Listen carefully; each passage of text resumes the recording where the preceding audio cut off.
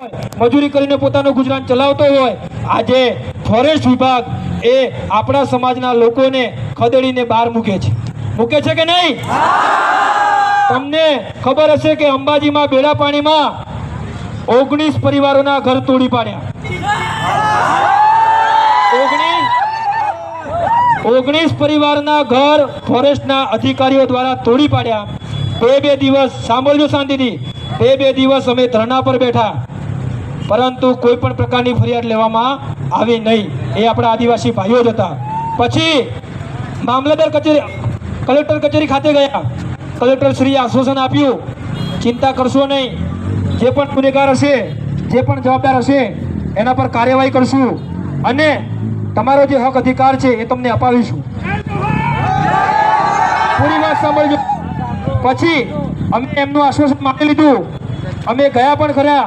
જ્યારે આ 19 પરિવારોના ઘર તોડી પાડ્યા અને અમે પરત જ્યારે એમને ટેલિફોનિક વાત કરી ત્યારે અમને જાણવા મળ્યું કે કોઈ પણ પ્રકારની વ્યવસ્થા તંત્ર દ્વારા કરવામાં નથી આવી, જેના કારણે તેમને ખુલ્લામાં સૂવું પડ્યું, ભૂખ્યા રહેવું પડ્યું. એ 19 પરિવારમાંથી એક નાની બાળિકા હતી જેને મચ્છર કરડવાથી ડેન્ગ્યુ થયો અને ડેન્ગ્યુ થવાથી એનું મોત થયું, એનો જીવ ગયો. તો એના માટે જવાબદાર કોણ? કે જેને ઘર પાડી નાખ્યા એ ફોરેસ્ટ અધિકારી, કે જેમને આપણે આશ્વાસન આપીને વ્યવસ્થા ન કરાવી એવા કલેક્ટર સાહેબ શ્રીના અધિકારીશ્રીઓ. માત્ર એક દિવસ રજૂઆત કરવાથી આપણને આપણા હક કે અધિકાર મળવાના નથી. તમે જોઈ શકો છો કે ખારીમાં પણ આપણા ઘણા લોકોના વાવેતરને છિન્ન ભિન્ન કરી નાખ્યું અને નુકસાન કર્યું. આંબા પાણીમાં પણ એ જ રીતે દબાણ દૂર કર્યું. અજાપુર વાંકામાં પણ એ જ રીતે જમીન પરનું કે તમે દબાણમાં છો એમ કરીને દૂર કરાયું. અરે ભાઈ, આદિ અનાદિ કાળથી આ જંગલમાં વસનારા, આ જંગલના રાજા તો અમે છીએ. તમે તો કાલના આવેલા, તમે કેમ અમને બહાર કાઢો છો? પરંતુ તમને કહું છું, અત્યારે આપણે જે જાતિના દાખલા જે કાઢીએ છીએ એ જાતિના દાખલા કાઢવા માટે પણ અનેક પ્રકારની સમસ્યાઓ છે કે નહીં? આપણો સમાજ ગરીબ વર્ગમાંથી આવે છે, એમ છતાં આપણે 10 થી 12% ખાવા પડે છે, પરંતુ એમ છતાં આપણું કામ થતું નથી. ખરું ને? આ સરકાર આપણને કંઈક આપવાની જગ્યાએ આપણું જે છે એ પણ છીનવવા માંગે છે. તમે જોયું હશે કે આપણે જ્યારે આપણો યુવા રાત દિવસ મહેનત કરીને સરકારી નોકરી પાસ કરે છે, સરકારી નોકરી પાસ કરીને એ ખુશ થઈ જાય કે ચલો મને સરકારી નોકરી મળી, મારો પરિવાર તો કમસે કમ સુખી થશે. પણ પાછળથી જાણવા મળે છે કે તમારી જોડે 1950ના પુરાવા ક્યાં છે? બરાબર, તમે અસલ આદિવાસી છો જ નહીં એમ કરીને 1.5 વર્ષથી આપણા આદિવાસી યુવાનોની સરકારી નોકરી રોકી રાખી છે. ખરું ને? આપણે એકમાત્ર રસ્તો છે કે એક બની નેક બનીને લડવું પડશે, નહીં તો આપણું કોઈ પણ પ્રકારનું સોલ્યુશન નહીં આવે. હું સરકારને કહેવા માંગુ છું, નિમિષાબેન સુતાર આરોગ્ય મિનિસ્ટર બન્યા, આદિવાસીના સલટી પર MLA બન્યા, એમની ચકાસણી તમે કેમ ના કરી? ભાજપથી ગાંધીનગર ખાતે કોર્પોરેટર લડ્યો, આદિવાસી સીટ પર લડ્યો અને પાછળથી ખબર પડી કે આ તો આદિવાસી છે જ નહીં, તો તેના પર કેમ ના કરી? ખરું? આપણે જે દાંતા છે, દાંતામાં જ કહું છું તમને કે આપણા દાંતામાં આદિવાસીના નામે સરકારી લાભો લીધા, સરકારી યોજનાના લાભ મેળવ્યા, એટ્રોસિટી એક્ટ મુજબ ગુના પણ બીજા લોકો સામે દાખલ કર્યા અને પાછળથી ખબર પડી કે તો આદિવાસી છે જ નહીં. આ ત્રિશુલ સરકારે આવા કેટલા પગલાં લીધા? ખરું કે નહીં? આપણે આદિવાસીને તમને કહું છું કે જ્યાં સુધી આપણે એક નહીં બનીએ, જ્યાં સુધી આપણે નેક નહીં બનીએ, તો આપણને આપણું કોઈ ભાવ પૂછવાનું છે નહીં. તમે પણ એક વસ્તુ યાદ રાખજો કે સમાજે મારા માટે શું કર્યું એના કરતો હું સમાજ માટે શું કરી શકું, હું સમાજ માટે કઈ રીતે લડી શકું, હું સમાજ માટે કઈ રીતે બોલી શકું, હું સમાજના હક અને અધિકાર કઈ રીતે બચાવી શકું, એમાં જો તમે ધ્યાન આપશો, એવી તમે તમારી જવાબદારી કરશો, તો તમે ઓલવેઝ આપણે બધા હરેક વસ્તુમાં આપણે સફળતા મેળવીશું.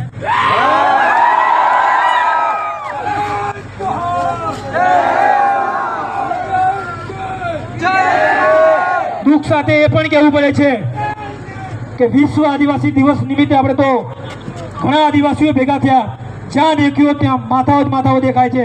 મારો આદિવાસી સમાજ દેખાય છે. ખરેખર અભિનંદનને પાત્ર છે, ધન્યવાદને પાત્ર છે. પરંતુ જ્યારે આપણા ખારીવાળા ભાઈ જોડે કોઈ ખરાબ ના બને ત્યારે આપણે બધા ભેગા નથી થતા. ત્યારે બેડા પાણીવાળા જોડે બનાવ બન્યો ત્યારે આપણે બધા ભેગા નથી થતા. ખરેખરમાં આપણે સમાજને સમજવાની જરૂર છે કે કોઈ પણ વ્યક્તિ હોય, કોઈ પણ ગામનો હોય, પણ જ્યારે એ આદિવાસી સમાજમાંથી આવતો હોય તો એમના માટે આપણી લડવાની ફરજ બને છે. બને છે કે નહીં? બને છે કે નહીં? આજે આપણે જે રજૂઆત કરવાની છે એના મુખ્ય મુદ્દા છે આપણી જે 1950ના પુરાવાના નામે આદિવાસી સમાજના યુવાનોને જે હેરાન પરેશાન કરવામાં આવે છે એ બંધ કરવામાં આવે. જેમને પણ નોકરી મળી છે તાત્કાલિક એમને નોકરીના ઓર્ડરો આપવામાં આવે.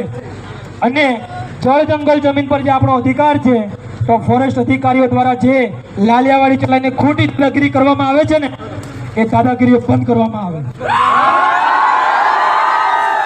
આ સાથે હું તમને એ પણ કહું છું કે આપણું આવેદન આજે આપીએ છીએ, સાહેબને રજૂઆત કરીએ છીએ કે આપણી આ રજૂઆત ઉપર સરકાર સુધી પહોંચાડે. આજે મામલતદાર કચેરી ભરી છે, આવનારા સમયમાં વિધાનસભાની ઘેરાવ કરીને ધક્કો પણ કરીશું. ગાંધીનગરની ભરવાની ધક્કો પણ ભરીશું. તૈયાર ને? તૈયાર ને? હું આપ સૌને રિક્વેસ્ટ કરું છું કે આપણા સમાજના ભાઈઓમાંથી કોઈને પણ સમાજ વિશે બે શબ્દ બોલવા હોય તો તે હાથ ઊંચો કરે, જેથી એને બોલવાનો મોકો આપીએ. અને આગળની જે આપણે આગળની જે રણનીતિ છે એ પ્રમાણે આપણે જે અલગ અલગ ગામમાંથી એક આગેવાન આવ્યા છે એમ દરેક ગામના એક આગેવાન ભેગા થઈ આપણે મામલતદારશ્રીને આવેદનપત્ર આપી અહીંયા રજૂઆત આપણે પૂર્ણ કરીએ. એના સિવાય કોઈને પણ, કોઈ યુવાનને, કોઈ વડીલને કોઈ પણ પ્રકારનું બોલવું હોય તો આવીને બે શબ્દો કહી.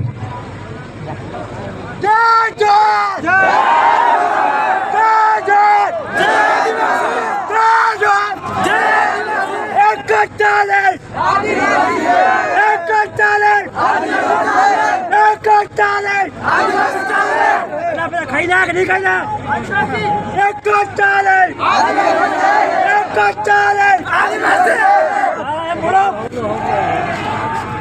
જય જોહર, જય જોહર. ભાઈઓ અને બહેનો, આપણા સમાજની વાત ઈશ્વરભાઈ બધી જ કરી નાખી છે. મારે ખાલી ટૂંકમાં બે શબ્દ કહેવાય કે જો આદિવાસી સમાજ હોય ને તો આજે દેખાય હો, ન કે દરરોજ તો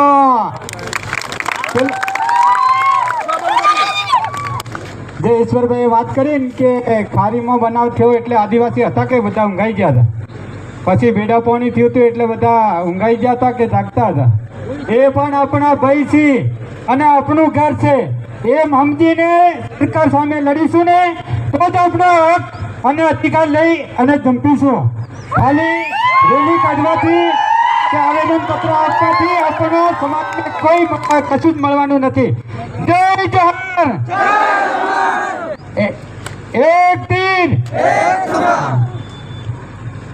એક તીર એક કમાન, આદિવાસી એક સમાન. एक तीर एक कमान, आदिवासी एक समान. जय जोहर का नारा है, आदिवासी हमारा है. देखो देखो कौन आया, आदिवासी से आया. देखो देखो कौन आया. आदिवासी से बोले भारत माता की, भारत माता की.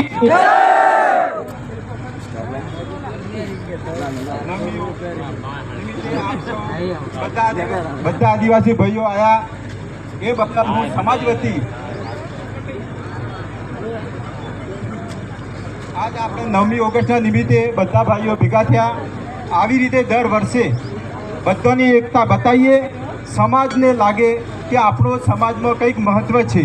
એ મહત્ત્વ આપણું કાયમ માટે જળવાઈ રહે તે રીતે કન્ટિન્યુ જ જ્યારે પણ સમાજની જરૂર પડે ત્યારે આટલી જ મોટી સંખ્યામાં અને એનાથી બી વધારે સંખ્યામાં હાજર થવું જરૂરી છે. કારણ કે સમાજ જ્યારે એકતા બતાવશે ત્યારે નાના મોટા પ્રશ્નો આપણા બહાર નીકળશે અને એના પ્રશ્નો આપણું સમાધાન થશે. એટલે કોઈ પણ પ્રશ્ન હોય, કોઈ પણ સમાજની વાત આવે ત્યારે આટલી જ મોટી સંખ્યામાં આજે આટલા બધી મોટી સંખ્યા જોઈ અને મને પૂરા અનુભવ થાય છે કે ખરેખર આટલી મોટી સંખ્યા હર વસ્તુ અને હર વ્યક્તિ અને જ્યારે પ્રશ્નો ઊભા થાય ત્યારે આવે તેવી મારી નમ્ર વિનંતી છે કે જો સમાજ જે આવી મોટી સંખ્યા આજે દેખાય છે એ મને બધું ખૂબ ખૂબ ગૌરવ અનુભવું છું. અને આજે હવે આપણે આગળનો કાર્યક્રમ આવેદનપત્ર આપી અને આપણે પૂર્ણ જાણ કરીશું. જ્યારે પણ આપણા સમાજની વાત આવે, જ્યારે સમાજનો પ્રશ્ન આવે ત્યારે નાનો કે પ્રશ્ન મોટો હોય એકતા બતાવવી જરૂરી છે. સમાજનો પ્રશ્ન કેવો છે એ મહત્વનું નહીં, પ્રશ્ન એ છે કે એકતા ક્યારે દેખાય. નાનો પ્રશ્ન મોટો પ્રશ્ન હશે, સમાજની એકતા હશે, 100% એનો પ્રશ્નનું સમાધાન થશે. એટલે આપણે આ આવેદનપત્ર આપી પછી પૂર્ણ જાહેર કરીશું. હેલો, હવે આપણે લોકસભાની ચૂંટણી ટૂંક સમય પતી ગઈ છે. જ્યારે આપણે સરકારમાં ટોચમાં બેઠેલા મને એવું કીધું કે તમારા 10 છોકરાના પરિવાર છે ને 10 છોકરાને હું નોકરી અપાવીશ, એવું મને વચન આલેલું.